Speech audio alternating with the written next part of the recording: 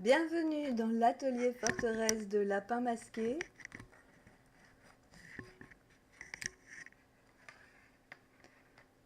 Tout est une histoire, cette forteresse.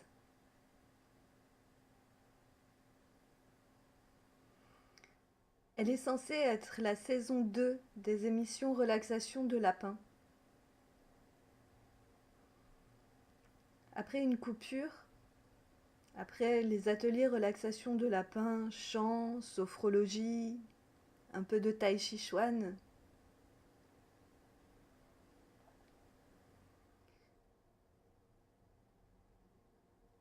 j'ai choisi de partager quelque chose, une culture personnelle, qui est aussi une forme de relaxation, puisqu'elle est censée diriger vers la spiritualité.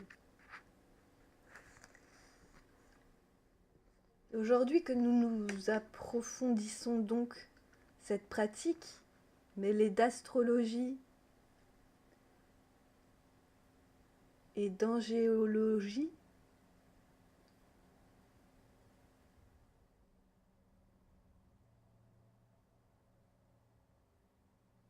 eh bien, je prends du plaisir à partager mon baragouinage, issu de ma sensibilité, et appuyé par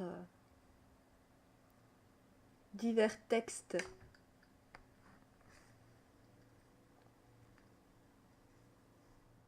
J'espère que suite à cette série, qui va durer donc 1 an, je comprendrai mieux moi-même cette culture que j'aime.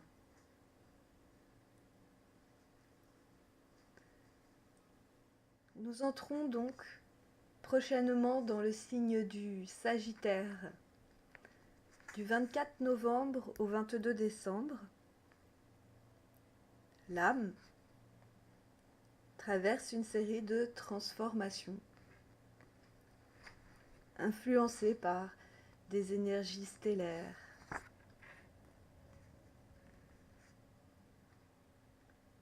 Le son que vous entendez actuellement est celui de la planète Jupiter.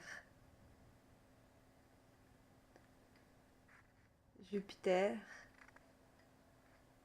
qui est relié à l'élément du Sagittaire, à ce signe du Sagittaire.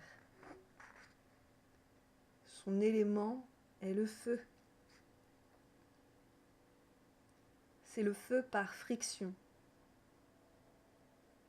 Le lion, qui est un signe de feu lui aussi, est un feu solaire. Le bélier, troisième signe de cette triade du feu, est un feu électrique.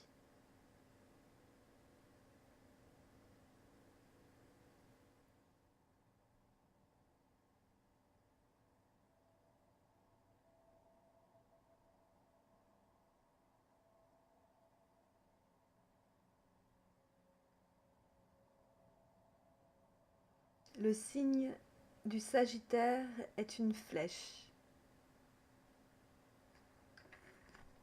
Flèche de l'esprit qui doit atteindre son but.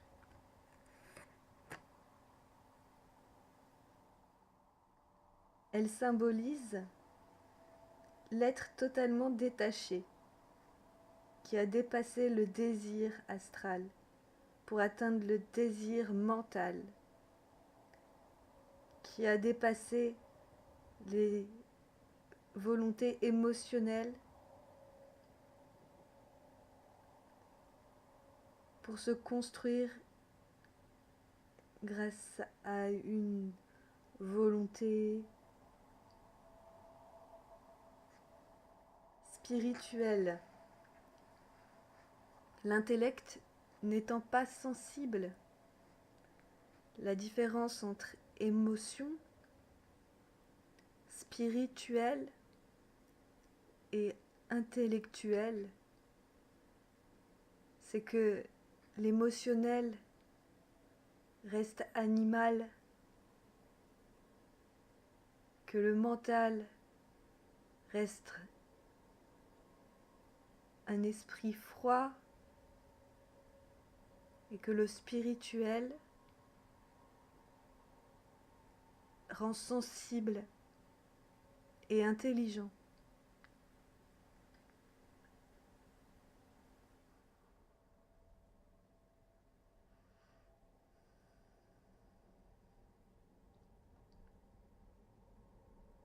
Au sortir de cette période dans le Scorpion,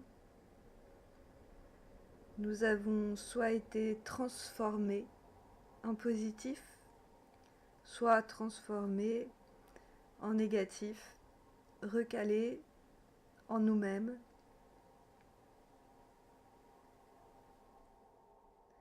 Le Sagittaire, signe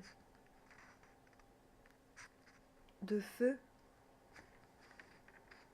porte le nombre numéro 9 qui symbolise la fin d'une gestation.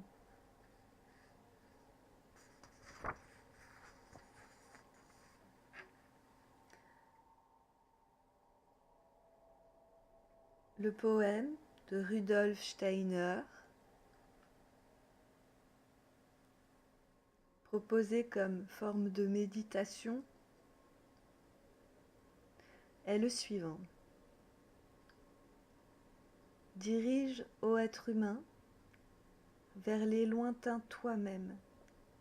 Au centre, sois présent. Tu trouveras l'esprit, avec un grand E.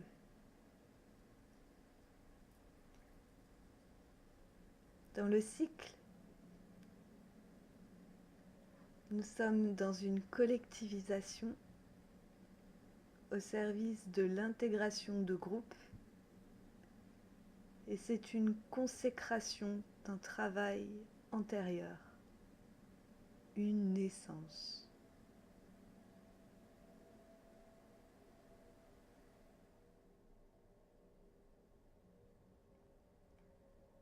Ce signe a une grande capacité d'abstraction et de transfert, puisqu'il se détache de son égoïsme pour se consacrer à la société. Dans le Scorpion, on communiait, dans le Sagittaire, et on se met à sa place.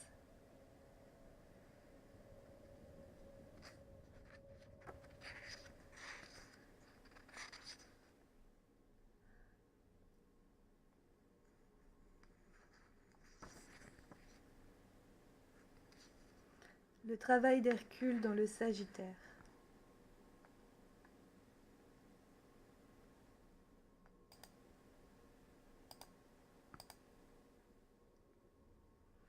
La mise en fuite des oiseaux de Stymphale.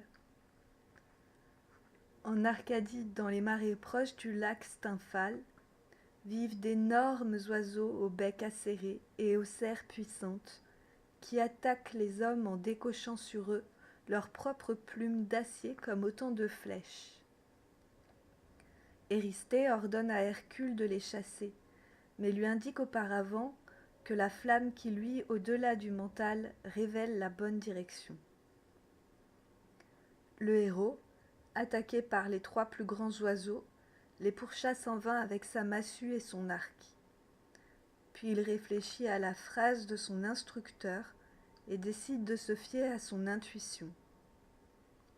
L'idée lui vient de faire résonner 2 cymbales de bronze forgées par Héphaïstos, qui est la réflexion profonde, et offerte par Athéna, la sagesse, dont le son intolérable et strident fait définitivement fuir les volatiles prédateurs.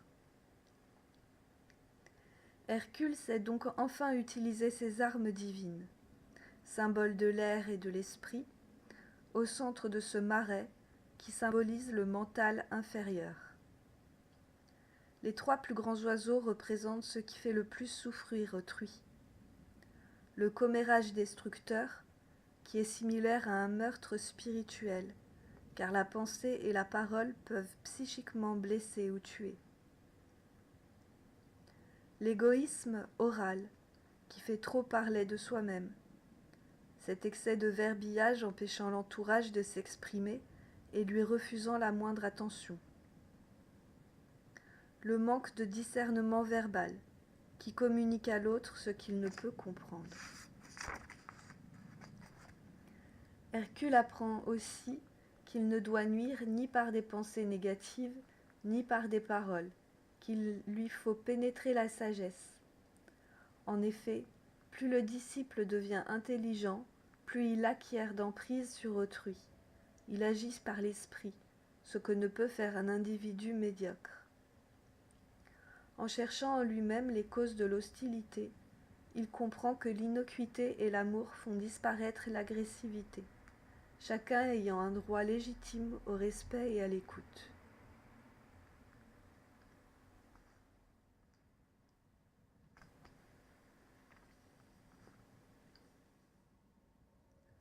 À partir de la lumière intérieure, la foudre intuition fait découvrir l'infini de la vision abstraite et intégrer la loi et la justice qui conduiront à la libération.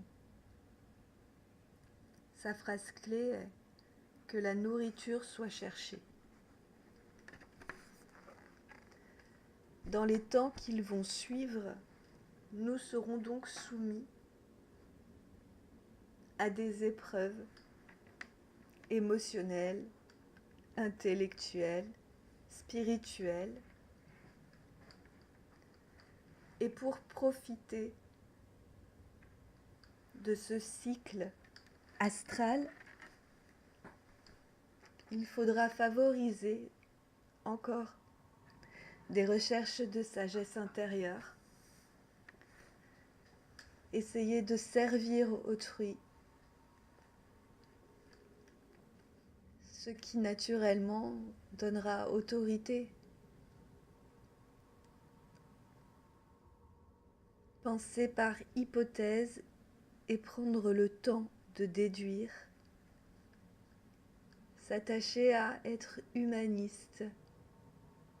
Comprendre que nous sommes des êtres faits de subjectivité, même si nous essayons de construire avec objectivité. Cela demandera une force d'adaptation, une souplesse. Cultivez l'optimisme et soyez dynamique. Ayez le goût de l'aventure, de l'expérimentation. Pensez à trouver des partenaires qui sont actifs et avec qui vous pourrez vous ouvrir. Cette période est propice à développer un esprit protecteur qui aspire à une vie en société équilibrée.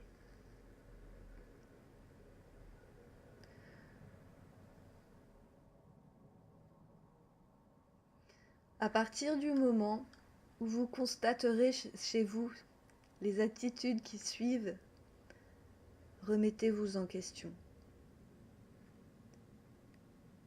Quand vous douterez de qui vous êtes et de pourquoi vous agissez ainsi, de manière compulsive, arrêtez-vous, faites le vide. Invoquez Éristée dans votre pensée. Pensez aux cymbales et aux oiseaux. Ne soyez pas dogmatique.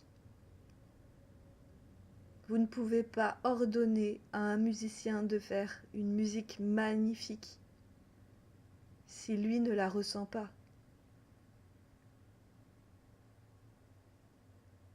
S'il n'interprète pas avec son âme, peu importe que vous lui mettiez une partition parfaite sous les yeux, elle ne donnera rien du tout.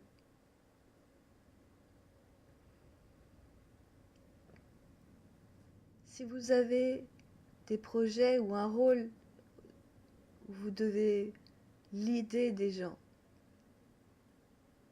n'essayez pas de les imposer.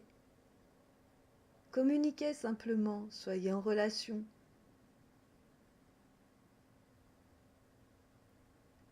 À partir du moment où vous penserez avec égoïsme. Arrêtez-vous, consultez vos désirs et rejoignez le mental.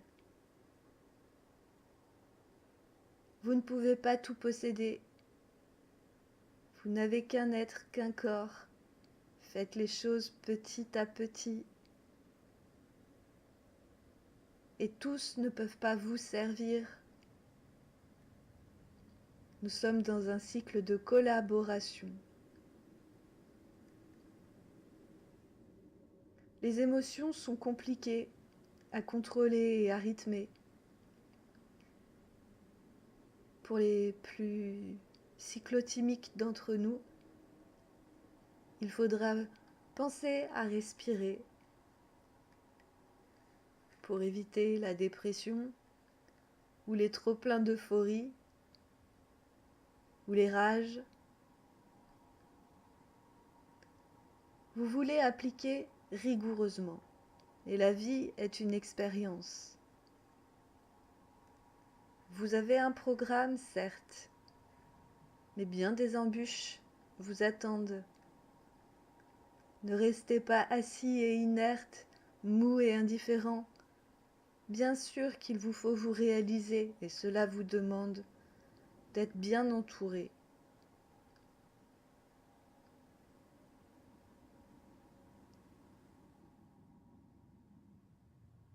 Faites-vous du saut en parachute? Ceci est une sensation forte. Parfois, on a besoin de cette petite poussée d'adrénaline. Mais je ne suis pas certaine que cela soit bénéfique pour une société.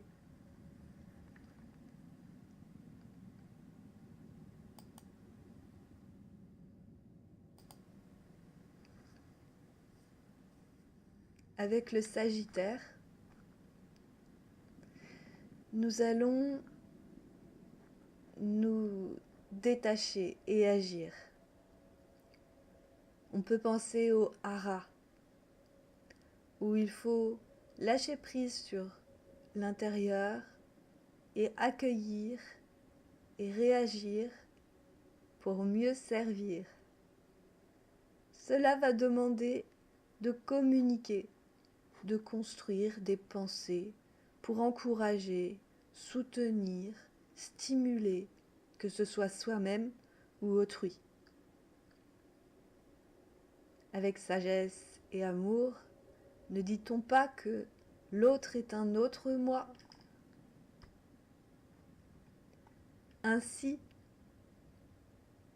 pendant cette période, nous allons construire un début de vie spirituelle.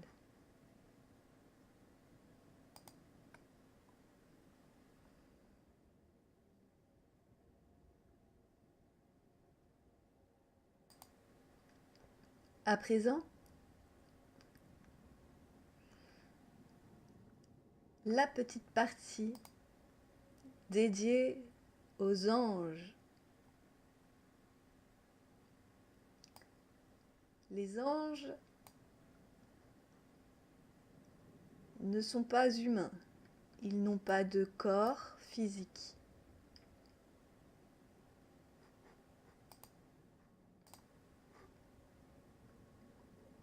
L'esprit du zodiaque que nous étudions est notre forteresse de l'esprit divin.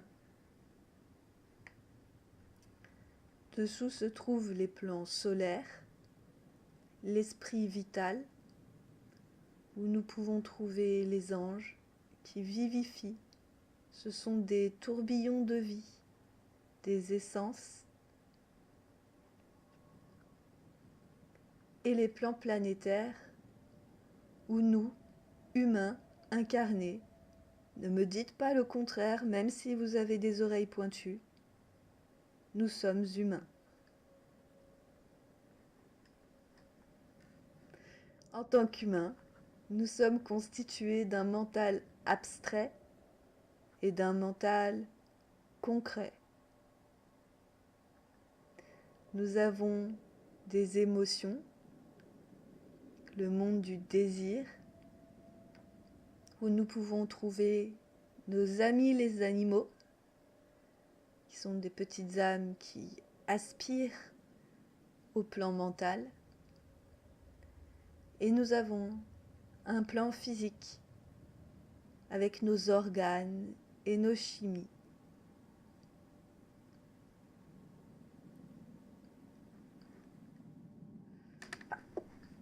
Sorry. Je vous présente donc nos grands tuteurs dispensateurs de vie pour cette période du 24 novembre au 22 décembre pour nous assister dans cette tâche qu'est la spiritualisation. Pour la tradition proposée par Aziel, qui utilise les anges de la Kabbale. Nous avons donc l'ange numéro 49, VUL, qui élève. Ça me paraît logique, ça élève au mental, la sensibilité ou sensualité du scorpion, qui est ma foi plus relationnel que sensuel. Connaissons-nous seulement ce qu'est la sensualité dans un cadre angélique? Non, le scorpion est relationnel et prépare au spirituel. VUL, grand et l'éternel, est justement glorifié. Sa grandeur est sans borne.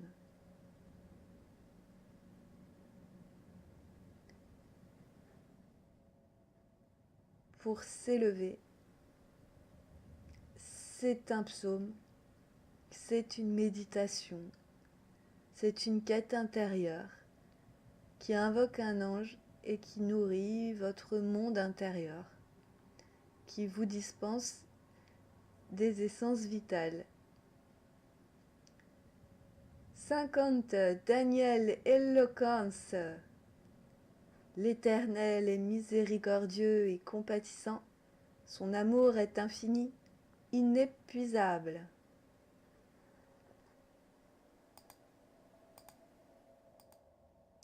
Si je reprends ce petit texte-là, que je vous ai expliqué, ah mince, c'était dans ma tête ce que j'ai dû le dire. Mais en parlant avec bonté aux gens qui nous entourent pour les soutenir dans des actions communes, on est dans l'éloquence.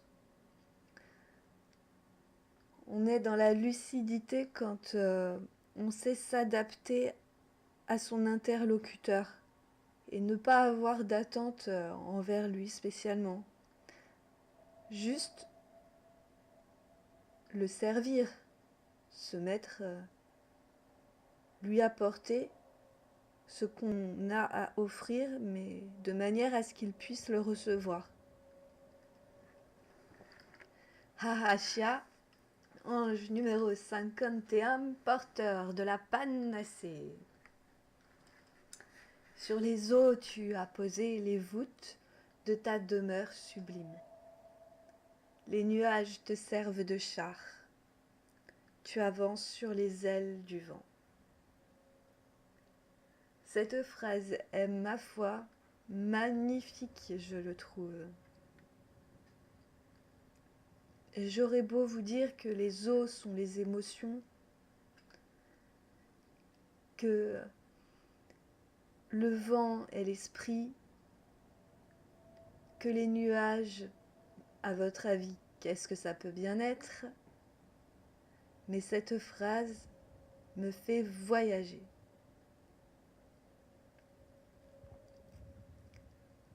Ange numéro 52. Imamea, amnistie. Je rendrai grâce à l'Éternel pour sa justice, et je chanterai le nom du Seigneur, du Très-Haut. Dans la Kabbale, la justice, c'est faire qu'une impulsion parvienne à sa réalisation. C'est-à-dire que l'ego divin, votre ego, votre voilà, divin, monade intérieure, qui à travers vous conçoit un projet pour le réaliser concrètement, matériellement, arrive à le faire. Il me semble vous avoir déjà parlé d'anges qui décongèlent des impulsions à l'intérieur de l'homme parce qu'elles ont été congelées, parce qu'il y a trop d'hostilité à l'intérieur de soi. Du coup, elles sont en suspens et ne peuvent se réaliser. Avec Imamiya, on obtient une amnistie qui invoque l'Éternel pour accompagner sa justice, qui est de faire que nous qui sommes des fragments de cette monade primitive, originelle, d'où nous provenons tous, que nous, petite étincelle ou petite pierre, petit morceau de lui-même, puisse faire ce pourquoi il est venu sur Terre. Numéro 53, Nanaël, communion. Donc là, on a un petit rappel du Scorpion. Attention, je ne sais pas si vous avez vécu quelques traumatismes intérieurs, mais parfois, on peut avoir de vrais cauchemars quand on essaye de communier et qu'on n'a pas la conscience en paix. Nanaël intervient pour redonner un petit coup. Je sais, Seigneur, que tes arrêts sont toute justice et que c'est en équité que j'ai été humilié.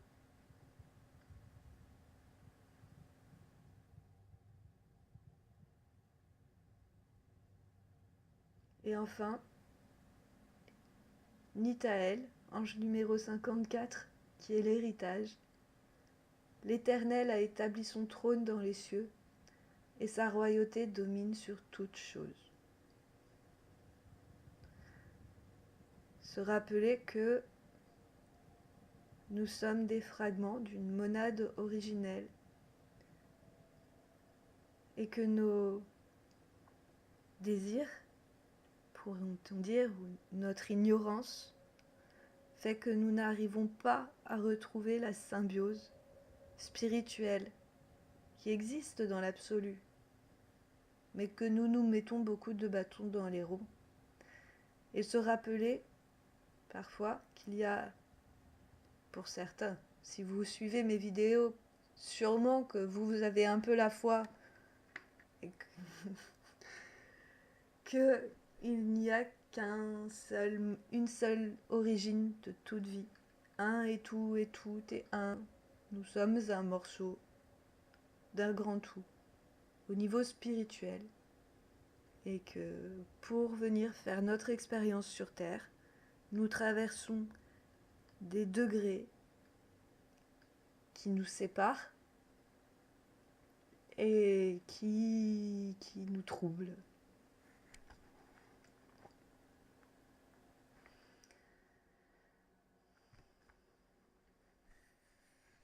Donc pour ce mois, voici, je vous souhaite une bonne quête. Et à la fin du mois,